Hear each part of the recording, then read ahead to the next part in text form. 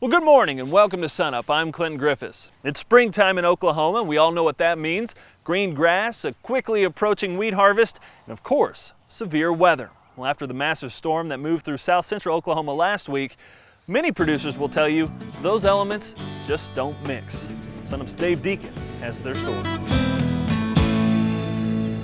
We had been picking a lot of rye. We'd line up, take a big swath, and seen a rye head, we'd cut it off. This year, Norman was proud of his crop. The wheat stood nearly up to his knee. Actually, well, it's the best crop I've had in a long time. Then came May 16th.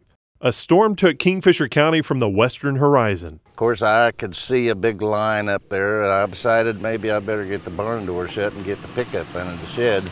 As it got closer, Norman could tell this just wasn't your typical Oklahoma springtime storm. Boy, there is hail in there. It was just, it was white.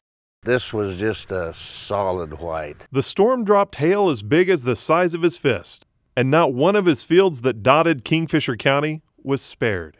It came in pretty vicious. Then the storm moved on to crush over a dozen other counties in the state. The wind with that hail, sending the hail in sideways, you know. When it passed, the ground was covered in white. And as Norman came out to check on his field after the storm, this is what he found. His hopes for this year's harvest bent, broken, and lying on the ground. It never missed a lick. But the wind was a big factor in the way it treated the wheat, because the hail would come down at an angle. Norman wasn't alone. Nearby canola fields were reduced to stems. The promise of one of the best harvests in years was stripped and crushed, turning the 2010 crop into feed for the bugs and birds. It just depended on where you were at within that strip. You know, we had some that was a totally hailed out, and then some that had 10%, 20% on up to 100%. Early estimates say that elevators could see between 2 and 4 million fewer bushels of wheat this harvest. And teams are still estimating the loss of canola.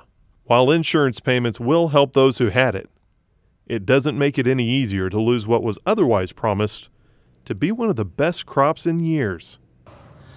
Probably I'll get the tractors and the discs out and